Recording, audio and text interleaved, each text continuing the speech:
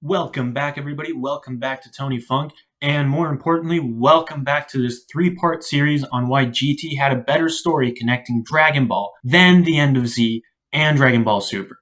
So in this second part, we will be looking at what made the Buu Saga and Dragon Ball Super such narrative failures, why they suck so much. And if you're more interested in seeing what made Dragon Ball and the majority of Dragon Ball Z so great, then you have to refer to part 1 of this three-part series. And if you're more interested in seeing what Dragon Ball GT did better, you'll have to wait for part 3. All right, now that we have that out of the way, welcome to this new Tony Funkumentary on why Dragon Ball GT was better than Z and Super part 2. So let's start by looking at what assumptions could be made prior to the start of the Buu Saga about the current situation of our main characters. Goku, as we all know, is dead. Vegeta has just vowed that he will never fight again, and Gohan, well, he becomes the new Goku character. But when the saga returns, we get a totally different impression of Gohan. Our character rejected the path of being the next Goku by not training, and instead focusing on his studies and pursuing a career after high school, which is pretty good. It's a pretty good life to live. Gohan's path already takes an off-screen turn, and his character arc is disrupted and reset. Despite Gohan doing a reasonable thing and wanting to become a scholar and, not wanting to live a combat-heavy based lifestyle, it does depart from his original story arc, which his original story arc was one of a scared, timid, shy little kid who doesn't want to fight, and he's scared of everything, right? He's terrified, he's shy, and he's put into these extremely dangerous situations where, one way or another, he has to come out alive, he has to survive, he has to help his friends, right? So that story arc follows this little boy hardening and actually becoming, actually maturing a lot faster than he should have because of all the trauma, basically. I mean, Gohan's a fucked up kid. There's no hiding that in any way, shape, or form. And Gohan becomes this more confident, stronger, sort of assertive character. And that was his original story arc. We saw the glimpses from the very beginning that he had a fiery temper, he had potential, and throughout the story, we start seeing more glimpses of his potential until he finally reaches his full potential at the end of the Cell Saga. Now, however, that story arc just doesn't seem that relevant anymore, considering that he's already at his apex and considering that now he's focusing on different things. You can almost say that this is a way of resetting his story arc. However, the continuity from the Cell Saga becomes less consequential than most anticipated. We're thrown into a future where Vegeta is the strongest dude on Earth despite having vowed to stop fighting. The 7 years of peace really showed, as life seemed a lot more quotidian for Dragon Ball standards. Everything seemed so slice of life. And the ensuing Saiyaman saga established a lot of incongruencies in the way things were going plot-wise. Gohan's ensuing debut as the Golden Warrior and later the Great Saiyaman does make sense, especially since there's no need to train for Gohan. And, there are basically no villains other than the humans in Satan City. So this element of the Buu Saga does check out for me. It does make sense because though it's not a continuation of Gohan's already finished arc, it totally seems within character for Gohan to become a vigilante. Obviously, he doesn't want the spotlight, so he dons a costume and an alter ego. And another thing, it was funny. Gohan acting like a moron and plagiarizing Captain Ginyu's moves and shit. Yeah, that was pretty funny. And him, talking about justice and this and that. It was a great departure from the serious tone of the last saga. So yeah, I don't have any problems yet with the Buu Saga. Now let's talk about what really, really doomed the Buu Saga. The narrative failures. The Buu Saga jumps around all over the place, so much that there is no logical build-up to the finale. What do I mean by this? In a similar fashion to the Cell Saga, we don't really know who's going to be the hero at the end of the day. The Cell Saga starts off with the Android Saga, so there are multiple villains and we don't know who's going to kill who. So there's a lot of mystery looking forward. The following is going to be something that we talk about a little later on, especially with Super, but it has to do with the characters not being passive in the Cell Saga. Trunks' exposition dump at the beginning of the Android Saga is crucial for allowing our characters to not be passive and to actually do something about the ensuing situation. Goku and Gohan training can be considered a sneak peek of what's about to come. It gives us an insight as to how and in what direction the saga is going to go. Obviously, if Goku and Gohan train in the hyperbolic time chamber, we can expect those two characters to come out a lot stronger. And obviously, if Goku is hyping Gohan up so much during the saga, we can kind of have an inkling of who's going to come out on top. Now, the Buu Saga, there are so many characters in the Buu Saga that can or cannot be the hero at the end of the day, can or cannot make the difference at the end of the day. They're all over the place, and it also seems random. It doesn't make sense.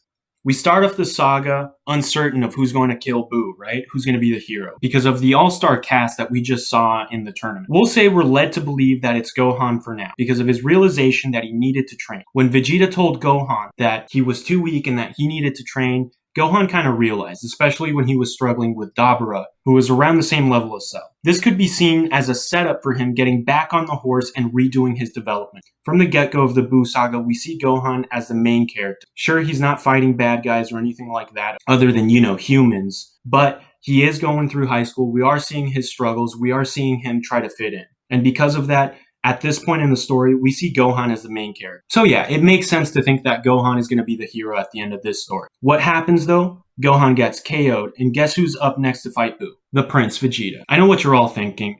Even back then, we knew Vegeta wasn't going to kill Boo. Vegeta up to this point still seems like a red herring, I know. However, maybe I'm being too gratuitous in adding him here, but he did go toe-to-toe with Goku, so keep that in mind. At a time when Super Saiyan 3 was not even a thing yet. Technically, Vegeta was the strongest guy there available to fight Boo. It's not a huge stretch of the imagination to assume that Majin Vegeta was stronger than Goku, even by the slightest of margins before we learned about Super Saiyan 3.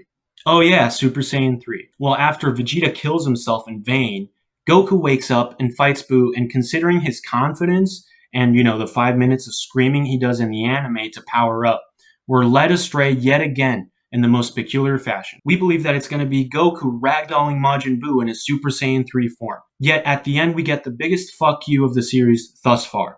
Goku refuses to finish Majin Buu by fighting him seriously, and instead he opts to let a younger generation take care of the Buu problem. If Goku isn't going to kill Buu, and it's not Gohan because, he lost, who else do we have next? Who's the younger generation? Oh yeah, Gotenks. Goku passing the torch for the second time in a row does seem strange. But okay. I'm going to play devil's advocate. We can say in our headcanon that this decision is a way to narratively show that though Gohan had immense battle potential, his arc finishes when he finds an alternate lifestyle that he enjoys, as opposed to having to participate in his father's combat-based lifestyle. If Toriyama actually went in this direction and christened Gotenks as the new Gohan that likes to fight, and giving Gohan the ability to pursue academia as a happy and married man, then Dragon Ball could have actually had a good ending. And it would have worked. It would have fucking worked. But as we all know, Gotenks doesn't get the job done either. And real quick, let me rant a little bit about Gotenks, okay? This motherfucker is probably the most useless character Toriyama has ever created. He's never accomplished anything, despite his incredible potential. He also has a really badass moveset, so why the fuck did Toriyama find the need to introduce him if he wasn't going to do anything to begin with? Why?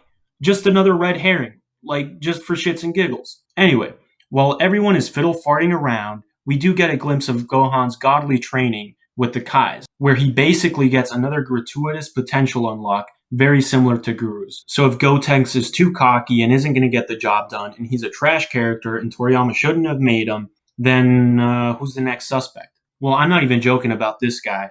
It's Mr. Satan. The truth is, for a moment, you actually want to believe that Mr. Satan befriends Boo, the simpleton, and lives with him like his mistress or something. But anyway, there could have been something really sweet in being able to defeat the most powerful entity in the universe up until that point with kindness. Sure, it's not Dragon Ball, but the rest of this series has been so weird. It's been so up and down, sideways, left and right, that it would have worked if Mr. Satan beat Majin Buu with kindness. It would have been the ultimate message. It would have been these really powerful guys have been able to destroy basically gods, right? But when it comes to the most powerful being in the universe, the only way to defeat them is with kindness.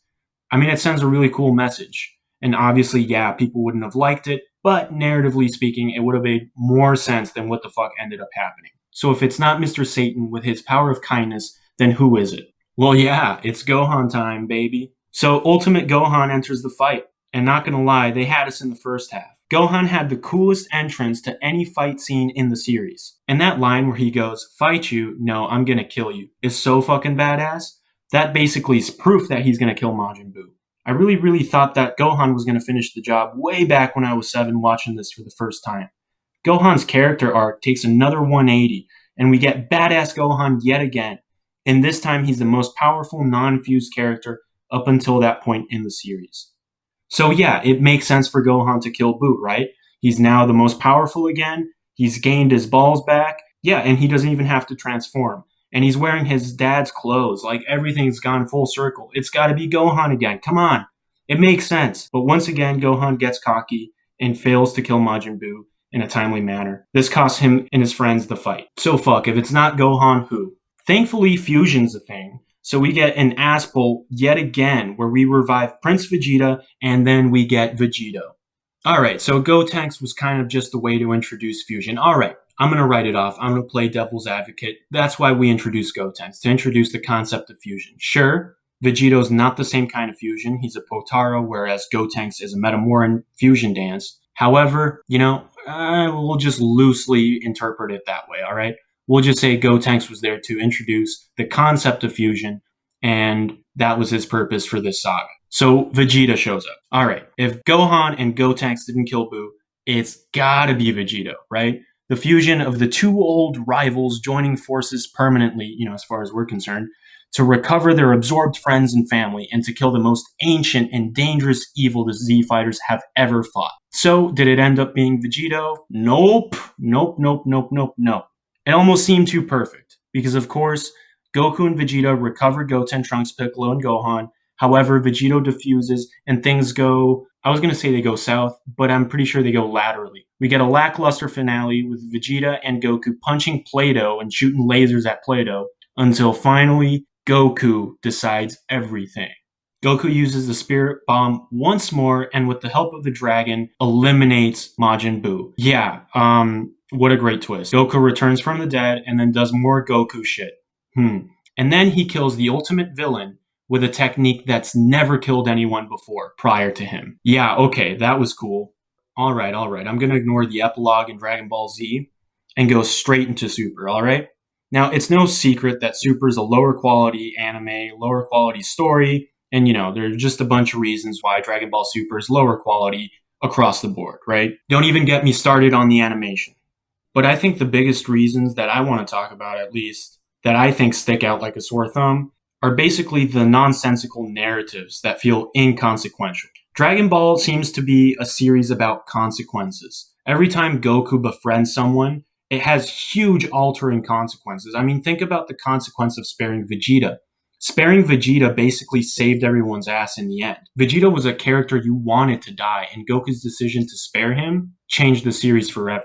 Contrast this with decision-making in Super, and it feels like the decisions, they really don't make the impact that they used to. So yeah, I think that's what really hurt Super. It's just this lack of consequences that meaningfully propel the story to the next saga and establish an update on our character's growth. And really, instead, what we get is a story solely about Goku and Vegeta's ever-growing physical strength, which is like the least interesting sort of aspect that you could have in any fucking story, to be honest. And this whole God storyline as well had a lot of potential, but instead of expanding on the lore, Super just placed Goku and Vegeta in more fights and situations and ignored all the exciting implications of a multiverse governed by gods and angels. Whis never explains much about the dynamics of the angel realm, and the cryptic and off-the-cuff exposition we do get is about some new fighting technique. I'll admit, Super gets better in the Moro and Granola arc with this, but it overpromises us with cool concepts and explains them in convoluted one-liners. So Super set the tone right off the bat by eclipsing Super Saiyan 3. By having Beerus beat the fuck out of Super Saiyan 3, Toriyama humbled the audience that was used to seeing Goku always win. So by starting off the series by humbling both the audience and the main protagonist in a fight where he can't even land a single punch, meant that the series would focus on the powers of the gods. If Beerus has the power of the gods, then Goku needs the power of the gods. If Goku can't land a punch because Beerus is a god, Goku needs to become a god. That's basically it. But the introduction of Super Saiyan God didn't really affect the series in any meaningful way. Goku and Vegeta simply got stronger, and the formula stayed the same. The cop-out given is usually that the narrative switch comes in having forms focus on ki control rather than forms based on raw power. You see, that's the twist there. That's the narrative change. It's not the same thing, but this concept has been around since at the very least the Cell Saga, if not before then. So fuck you. The Super Saiyan God forms were simply marketing gimmicks as far as I'm concerned. Super has introduced other concepts other than transformations, but at the end of the day, these concepts showed no repercussions as they were introduced and used in the saga. Zuno, for example, the all-knowing entity oracle guy, could be used and reused for, uncovering information regarding villains or whatever. And yet, he's used once during the Universe 6 arc and once during the Goku Black arc by Zamasu. Also, Trunks' fucked up timeline and the two Xenos, that also seemed largely ignored by the Grand Priest. And I know it's because Xeno now has a friend and, he was complaining about not having a friend. However, everything just goes back to normal and now we have two ultimate gods. No consequences. With silly shit like this happening all the time in Dragon Ball and a plot that has no end goal, basically, Super feels less like a story and more like a fever dream. It almost feels like Super was made by a committee, that has a whole bunch of cool and interesting ideas, and then they just throw them all together for each saga. Now, let's talk about each and every saga in Super and boil them down to their ultimate objectives, all right? That way we can see how silly Super is in its narrative. And when you do that, you also get to see that there's no consequentiality in any of the stories from saga to saga. That is, we're going to also be analyzing the connective tissue that connects these sagas together. The first saga is Battle of Gods. And right off the bat, the number one problem with this saga is that this saga was a movie. We're going to have this problem with Resurrection F as well. But why is this such a big problem? Beerus basically just shows up, right? The characters are passive. They're not doing anything in this saga. Beerus shows up, has a fight with Goku. Obviously, the characters, they try to learn more about Super Saiyan God and blah, blah, blah. And, there is some story elements with Beerus getting the Oracle Fish to show him a little bit more about Super Saiyan God. But at the end of the day, it's a big mystery that is still unresolved to this day. So what does this saga boil down to? It boils down to a big fucking fight, and it basically just feels like an introduction to God Ki. So yeah, this saga is about introducing God Ki. After God Ki was introduced, and now we have Goku and Vegeta training with Whis and Beerus, another fucking freak accident happens. Now FRIEZA jumps into the fray. What does FRIEZA have to do with any of this? He doesn't.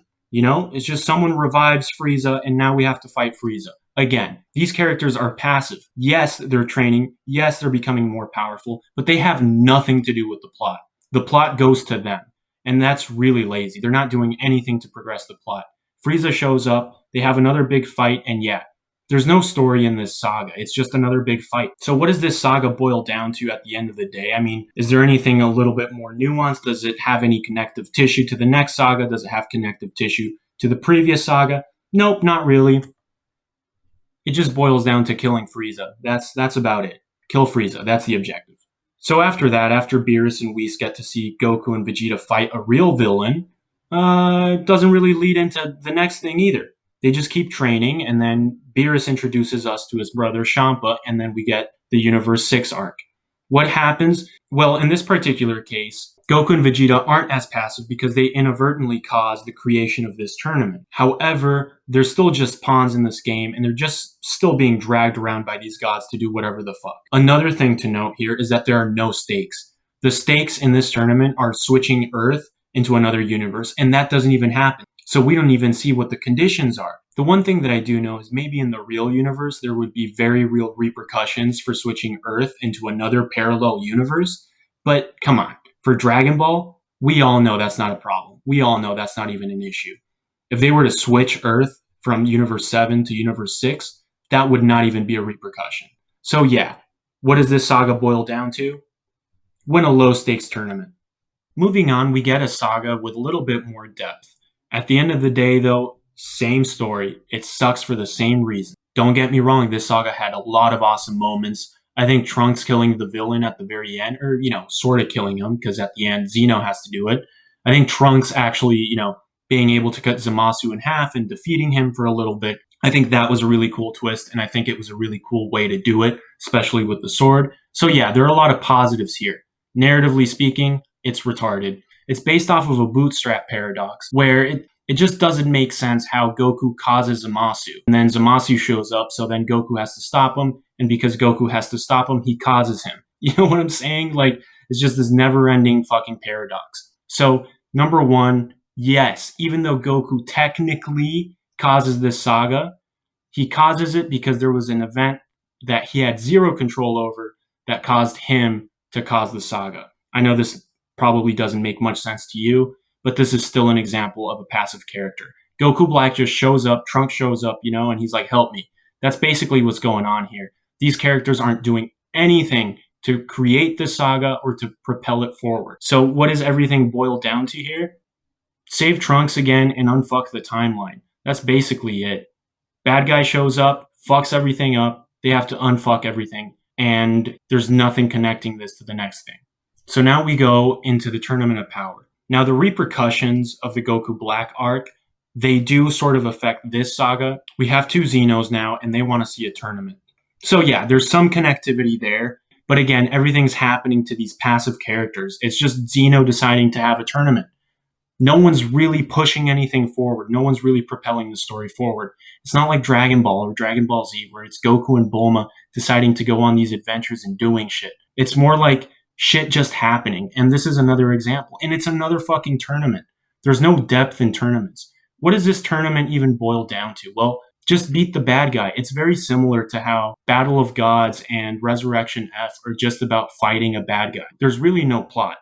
One thing that they did better, though, is that the stakes are a lot higher. And one of the cool things, see, I'm not just going to trash this saga, but one of the cool things about this saga is that you're not only just worried about Universe 7, because you know at the end of the day that Universe 7 is going to survive, right? The end of Z, everyone's alive, so you know everything's going to end up good at the end of the day. However, what causes us to bite our nails is we're invested in the other universes as well. I mean, I don't want Champa, to die, and I don't want Kaba to die, and I don't want Gawasu to die. There's just so many stakes for the other universes. So I think they did that really well, but again, it's just not a story. A tournament is not a story. A tournament arc really just, it's kind of like a for fun arc. You know what I'm saying? It's not representative of a good story with a good story arc. There's no story arc here. What does it boil down to? Win a high stakes tournament and get Ultra Instinct. Wait, Ultra Instinct. That's right. Wasn't this the thing that was teased from the very beginning of Super? Isn't this connective tissue? Isn't this connectivity? Isn't this continuity? Shut the fuck up. This whole Ultra Instinct thing was teased on the down low so low, we had no idea what it was. Yeah, we knew that you had to react to shit, without thinking about it, but we didn't know it was a form, we didn't know what it would look like, and though, yes, it was teased, we were never told in which way it could have been achieved and what it would look like when it was achieved. Hell, dude, I thought it was just a concept. I didn't even think it was going to be a form up until this point. So yeah, the argument that Ultra Instinct was the connective tissue for Super doesn't feel like an ass pull, but it does seem like a very weak connective story device. Alright, and we're done with the anime and off to the manga. One thing I will say that this saga does better than the previous sagas is that the characters are less passive, they're more involved, and they're propelling the story forward a little bit more. At the end of the day, the Moro arc is an example of just some dude showing up, right? Moro, being this extremely, ridiculously powerful fucking entity, comes out of nowhere, and we've never heard of him. I mean, according to me, before this fucking arc, there were a few guys that you should know about. You should know about Majin Buu, because apparently King Cold knew about Majin Buu. You should know about Frieza because Beerus knew about Frieza, and you should know about Beerus because Vegeta knew about Beerus. So yeah, I kind of get that, and I kind of get that the more powerful these guys become, the newer they are.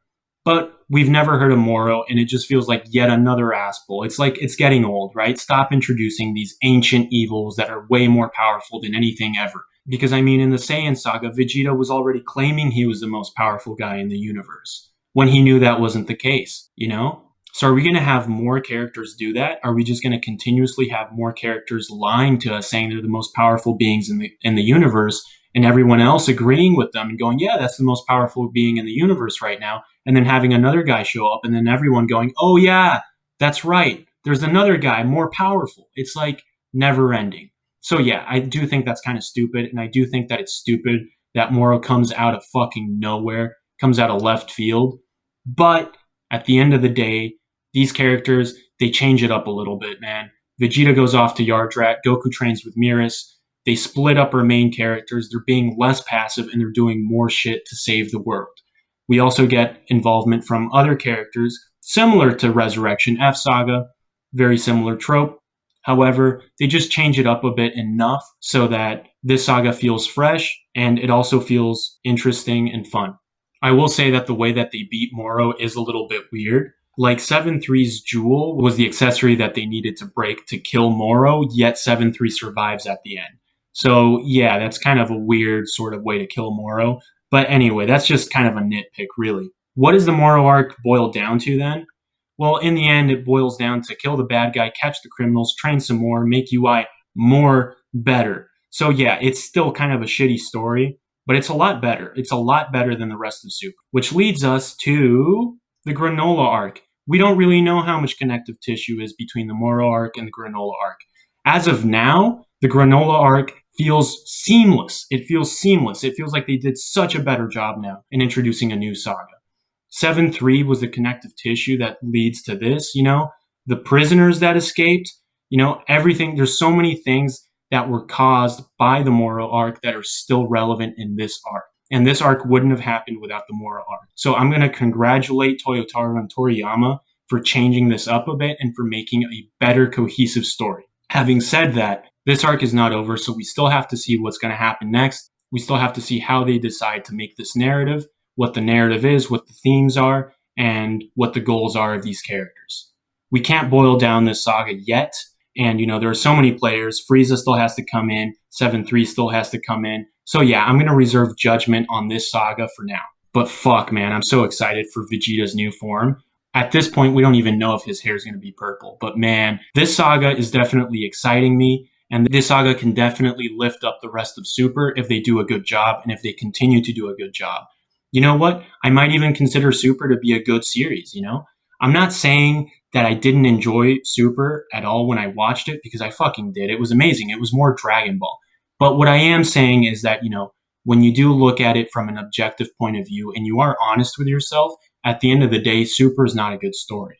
But if we continue to get shit like Granola, we continue to get shit like Moro, and we continue to, fix a lot of these sort of issues when it comes to designing a narrative, you know what? Super might actually be one of my favorite series. We'll see. The series is not over, and it seems like they're learning a lot of their mistakes. But anyway, now despite the recent upturn in Super's quality, at the end of the day, I still think GT has done a better job of connecting to Dragon Ball and Dragon Ball Z a lot better than Super has. Things haven't gotten as wild and out of control and ungrounded as they did in Super. With the power creep and everything, Super everything went from aliens to gods real quick. And now, we're talking about multiverses and all kinds of crazy shit. Dragon Ball GT kind of found a middle ground between the Dragon Ball sort of aesthetic of, mysticism and China and Journey to the West, and the middle ground of Dragon Ball Z with technology and aliens and space and that sort of stuff. And I think Dragon Ball GT had a better narrative in mind. So yeah, we're going to be talking about that in our next part as to what made Dragon Ball GT just a better overall story for the entire series, and what made it conclude the series a lot better than what Super is doing right now. Anyway, guys, thank you very much. Please let me know in the comments below if you agree with everything that I've said. Anyway, guys, once again, thank you very much, and I'll see you down the road.